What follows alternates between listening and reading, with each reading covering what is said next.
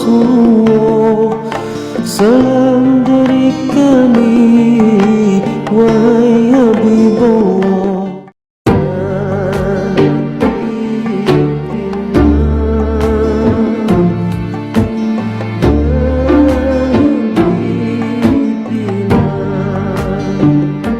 Jadi pelajaran ini pelajaran sudah lama.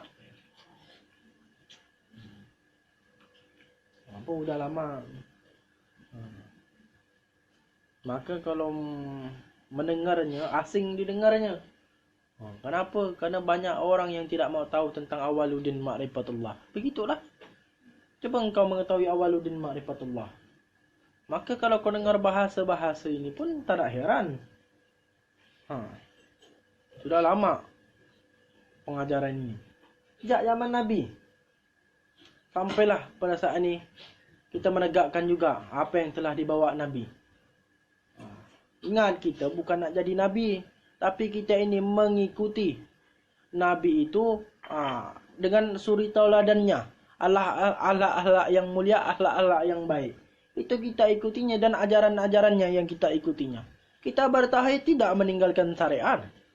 Tapi macam mana kita ini bersyariat dengan sempurnanya syariat itu supaya tidak ada pengakuannya. Haruslah bertauhid. Bahwa tauhid itu mengupas segala-segala kesyirikan dan membuang segala pengakuan-pengakuan manusia. Maka di saat kau bersyariat di dalam solat 5 waktu pun kau merasakan nikmat yang kau rasakan.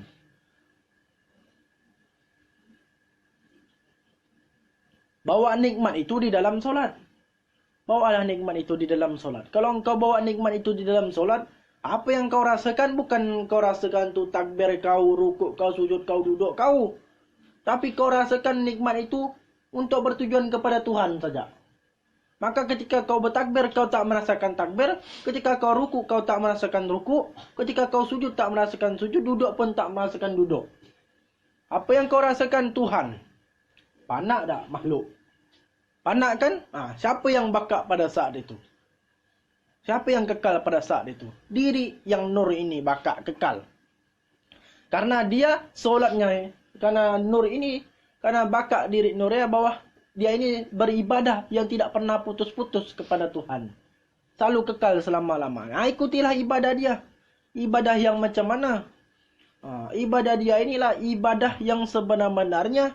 Ibadah yang tidak ada sama sekali hal-hal nafsu. Tapi ditanamkannya pada saat itu. Bahawa engkau masuk di dalam tubuhku pada saat ini. Ingat. Aku pada saat ini. Aku pada saat ini meliputi zahir kamu. Bahawa zahir kamu itu ketika kamu solat pada saat itu. Jangan lagi engkau mengatakan perkataan-perkataan di dalam solat. Artinya jangan lagi engkau menimbulkan nama dan makna. Kata Imam Syafi'i, barang siapa meninggalkan nama dan makna, itulah mukmin yang sebenar-benarnya. Itu dalam solat kamaliyah. Kita ni harus naik kelas. Jangan nak di bawah terus. Harus naik kelas. Kenapa Nabi baginda Rasulullah dan para Nabi itu menegakkan solat-solat kamaliyah? Karena dia mengetahui ilmunya. Ilmunya tahu. Kita pun pada saat ini kenapa mengikuti? Karena apa? Karena Nabi itu membawa umatnya itu dalam keselamatan. Bukan dalam kesesatan. Nabi itu membawa umatnya dalam keselamatan. Nabi itu membawa umatnya ke Tuhan. Buka Ar-Rum ayat 8.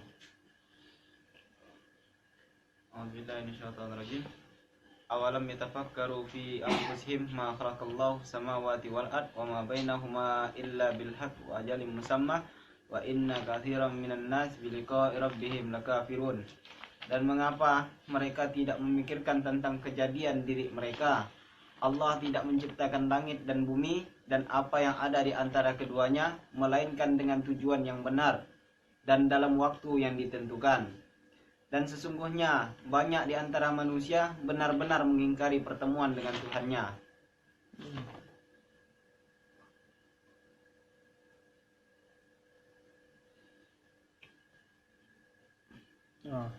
Buka di situ Quran surah Maryam ayat 9.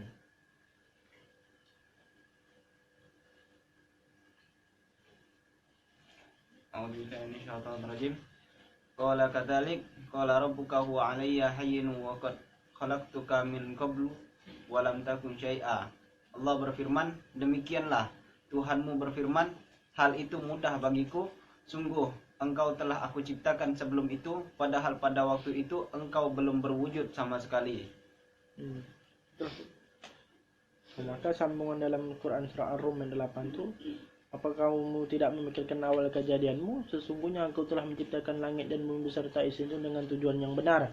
Sesungguhnya manusia itulah banyak mengingkari atas pertemuannya dengan Tuhannya. Maka dalam Quran surah Maryam ayat 9 itu, sesungguhnya pada saat itu aku telah ciptakan kamu, tapi sesungguhnya kamu itu belum berwujud sama sekali. Maka kau tanyakan pada saat ini, yang berada bersama kamu pada saat itu, kau tanyakan, kemana tujuanmu? Tujuanku ialah yang tidak ada berwujud sama sekali. Kemana tujuanmu? Tujuanku ialah yang tiada berwujud sama sekali. Itulah tujuanku. Kenapa dia ini diperintahkan bahwa dia inilah yang sebenarnya memegang wasilah. Memegang apa? Insan kamil ialah memegang kesempurnaan di dalam beribadah. Yang memegang apa lagi? Yang memegang pada saat itu kepuncaan dengan tujuan yang sebenarnya bertujuan yang selamat. Segala sesuatu ini, langit, bumi beserta isi-isinya, terjadi karena apa? Karena Nur Muhammad. Terjadi karena Nur Muhammad. Dan sedangkan pada saat itu Nur Muhammad itu tidak melupakan perhimpunannya. Kenapa? Kalau perhimpunan itu ialah perhimpunan diri Nur semata-mata, itulah Maha Suci. Maha Suci ini yang tiada nyawa-nyawa sifat lagi. Maha Suci ini yang tiada nyawa-nyawa sifat lagi. Kenapa? Telah kujadikan Nabi itu dari nur, dari cahaya, ya? Min nuri nabika, dari cahaya. Dan cahaya inilah yang sebenarnya pada saat ini cahaya penyaksian. Yang bisa sampai penyaksian pada saat itu hanya Muhammad. Muhammad kan yang pada saat itu menyaksikan Tuhan, dan Muhammad kan pada saat itu mendapatkan perintah-perintah dari Tuhan semua, dan menegakkan dan dapatlah perintah-perintah syariat 5 waktu.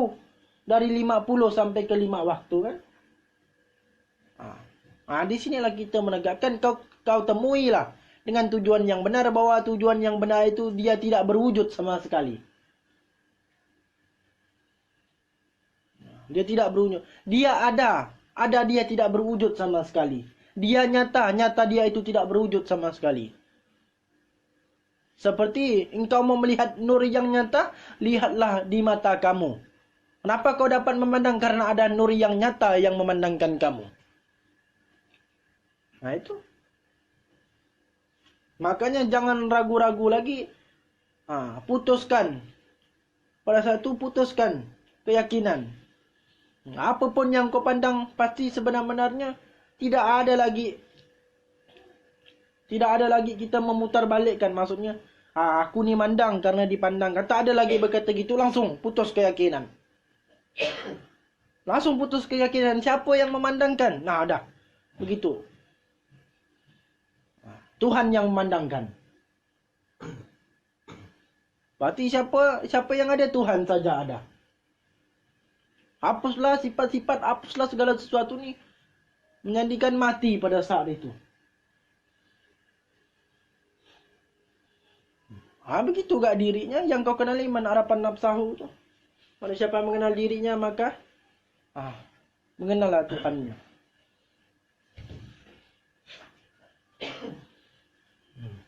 Maka pada saat itu yang diri saja tak ada pengakuannya. Contohnya ada tak kalau diri tak ada pengakuannya, dan pada saat itu kau lihatlah, tak ada kan dirinya itu membawa pembicaraan pengakuan tu tak ada. Tak ada kan? Tak ada dirinya itu membawa pembicaraan pengakuan tu tak ada. Maka diri itu menyampaikan tu bukan diri. Fahamlah seperti malaikat tu memandang Adam, apa yang dipandang tu malaikat tu sampai malaikat tu bersujud, apa yang dipandangnya?